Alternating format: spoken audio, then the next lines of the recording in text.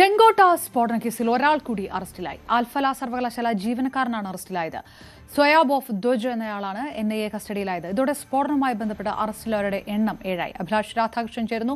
അഭിലാഷ്, അൽഫലയുമായി ബന്ധപ്പെട്ട് കൂടുതൽ പരിശോധനകൾ നടക്കുമ്പോൾ അതിലെ തന്നെ ഒരു ജീവനക്കാരൻ കൂടി അറസ്റ്റിലാക്കുന്നത് തീർച്ചയായും കൂടുതൽ സംശയത്തിന്റെ നിഴലിലാക്കുന്നു. അതുമായി ബന്ധപ്പെട്ടവരെ കൂടി ഏത് തരത്തിലാണ് പുതിയ അറസ്റ്റ് ഉണ്ടായിരിക്കുന്നത്? അപർണ, ഇപ്പോൾ പുറത്തു വരുന്നത് ഈ ഡോക്ടർ ഉമർ നബിയുമായി ബന്ധപ്പെട്ട് ഇയാളുടെ സഹായിയായി പ്രവർത്തിച്ച സോയബ് എന്ന് പറയുന്ന ആൾ കൂടി പിടിയിലായിരിക്കുന്നു എന്നുള്ള ഏറ്റവും ഞെട്ടിപ്പിക്കുന്ന വിവരമാണ് പുറത്തു വരുന്നത്. അതായത് ഫരീദാബാദിലെ അൽഫല യൂണിവേഴ്സിറ്റിയുമായി ബന്ധപ്പെട്ട് ഈ ടെറർ മോഡ്യൂളിൽ പ്രവർത്തിച്ച 7ാമത്തെ ആൾ കൂടി പിടിയിലായിരിക്കുന്നു.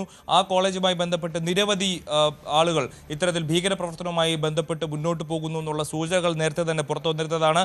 ഇതുമായി ബന്ധപ്പെട്ട് മുസമ്മൽ ഗനയിലടക്കം ഷഹീൻ സയ്യിദ് അടക്കം ആളുകളെ പോലീസ് NIA സംഘം ചോദ്യം ചെയ്യുന്നതിലൂടെയാണ് ഇപ്പോൾ 7ാമത്തെ ആൾ കൂടി പിടിയിലായിരിക്കുന്നത്. ഇയാളുടെ പേര് സോയബ് എന്നാണ്. ലോജിസ്റ്റിക്കൽ സപ്പോർട്ട്, അതായത് ഈ ഇവരുടെ സാധനങ്ങളെല്ലാം അങ്ങോട്ടും ഇങ്ങോട്ടും കൊണ്ടെത്തിക്കുന്നതിനും അടക്കമുള്ള ഈ സ്ഫോടക വസ്തുക്കൾ ഇവർക്ക് എത്തിക്കുന്നതിനും അതിനെ സ്ഥലം മാറ്റുന്നതിനും അടക്കമുള്ള സഹായങ്ങൾ നൽകിയ സോയബ് എന്ന ആളാണ് ഇപ്പോൾ പിടിയിലായിരിക്കുന്നത്. NIA കസ്റ്റഡിയിലുണ്ട്. ഇയാളെ ചോദ്യം ചെയ്തു വരികയാണ്. ഇയാൾക്ക് പുറമെ ആരൊക്കെയാണ് ഇതിന് സപ്പോർട്ട് ചെയ്തിട്ടുള്ളത്, ഈ സ്ഫോടനവുമായി ബന്ധപ്പെട്ട് എന്തൊക്കെ സഹായങ്ങളാണ് ഇയാൾക്ക് ചെയ്തു കൊടുത്തത്, മാത്രമല്ല ഈ സംഘത്തിൽ ഈ സോയബിന് അറിയാവുന്ന ആളുകൾ ഏതെങ്കിലും പുതിയതായി ഉണ്ടോ എന്നുള്ള കാര്യങ്ങളടക്കം ചോദ്യം ചെയ്യലിൽ ഉണ്ടാകും. അതിൽ കൂടുതൽ വിവരങ്ങൾ പുറത്തു വരും. എന്തായാലും ഞെട്ടിപ്പിക്കുന്ന വിവരങ്ങൾ പുറത്തു വരുന്നു. ഉമർ നബി അടക്കമുള്ള സംഘത്തിലെ ഏറ്റവും പ്രധാനിയായിട്ടുള്ള ആളാണ് ഈ സോയബ് എന്നുള്ള കാര്യം ഇപ്പോൾ വ്യക്തമാവുകയാണ്. ഇതിൽ 7 പേരാണ് ഇതുവരെ പിടിയിലായിട്ടുള്ളത്. അതിൽ അമീർ റാഷിദ് അലി ഈ ഒരു സ്ഫോടനം നടത്തുന്നതിന് ഡോക്ടർ ഉമർ നബിയുമായി നേരിട്ട് പദ്ധതിയിട്ട ആളാണ് അമീർ റാഷിദ് അലി എന്ന് പറയുന്ന ആൾ. ഇയാളുടെ അറസ്റ്റ് എന്ന് പറയുന്നത് ഏറ്റവും നിർണായകമായിരുന്നു. കശ്മീർ സ്വദേശിയാണ്. പുൽവാമയിൽ നിന്നാണ് ഇയാളെ പിടികൂടുന്നത്. ഇയാൾ ഡൽഹിയിൽ നേരെ എത്തി i20 കാർ വാങ്ങുന്നതിന് സഹായം ചെയ്തു. i20 കാർ വാങ്ങുന്നതിനുള്ള വ്യാജരേഖകൾ നിർമ്മിക്കുന്നതടക്കം അത് കൊണ്ടെത്തിക്കുന്നതടക്കമുള്ള കാര്യങ്ങൾ ചെയ്ത ആളാണ് ഈ അമീർ റാഷിദ് അലി. ഇയാൾ ഒരു മുഖ്യ കണ്ണിയായിരുന്നു. ഇയാളെ നേരത്തെ തന്നെ NIA സംഘം അറസ്റ്റ് ചെയ്തു. അതിനുശേഷമാണ് ജാസിർ ബിലാൽ വാനി എന്ന് പറയുന്ന ആൾ അറസ്റ്റിലാവുന്നത്. ഇയാൾ ഡാനിഷ് എന്നറിയപ്പെടുന്നു.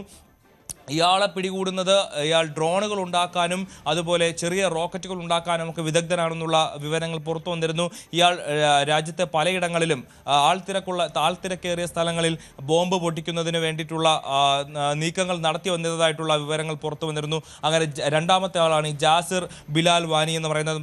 3ാമത്തെ ആളാണ് ഡോക്ടർ മുസമ്മൽ ഷക്കീൽ. ഇയാളിൽ നിന്നാണ് ഈ ഒരു ഡൽഹി സ്ഫോടനം, ചെങ്കോട്ട സ്ഫോടനത്തിൻ്റെ ഏറ്റവും പ്രധാനപ്പെട്ട വിവരങ്ങൾ NIA സംഘത്തിന് ലഭിക്കുന്നത്.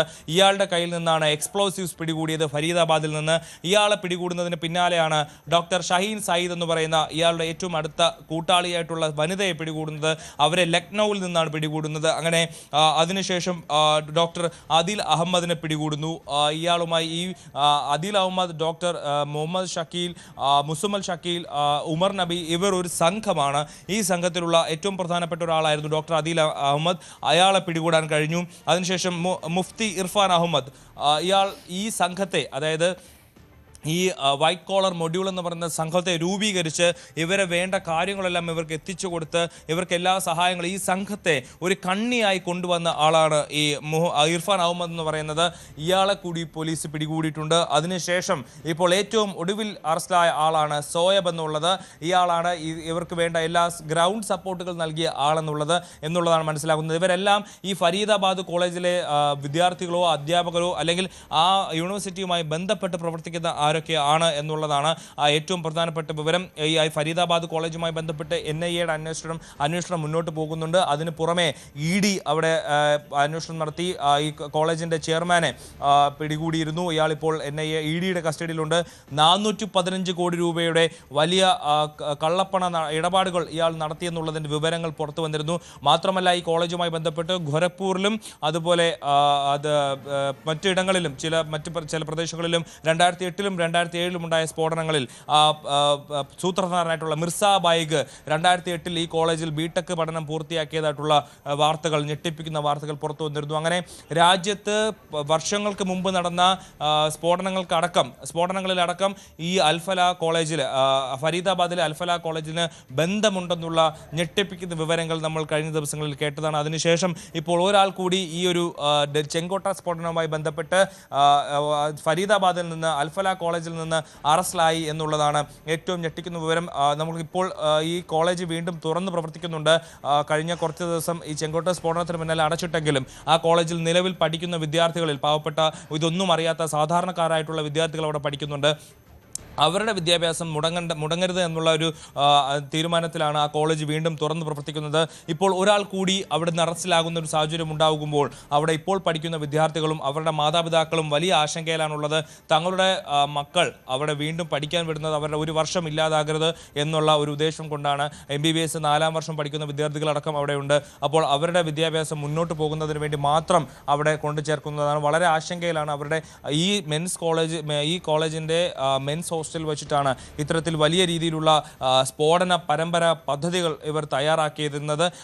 അതടക്കം ആളുകൾക്ക് ഈ പേരൻസിന് ആശങ്കയുണ്ട്. കാരണം തൻ്റെ മക്കൾക്ക് ഇനി തങ്ങളുടെ മക്കൾ കൂട്ടുകൂടുന്ന ആളുകൾ ഈ കൂട്ടത്തിലുള്ളവരാണോ, ഈ സ്പീക്കറുമായി ബന്ധമുള്ളവരാണോ എന്നുള്ള കാര്യത്തിലടക്കം അവർക്ക് വലിയ രീതിയിൽ അഭിലാഷ് രാധാകൃഷ്ണനാണ് വിവരങ്ങൾ നൽകിയത്. ഇപ്പോൾ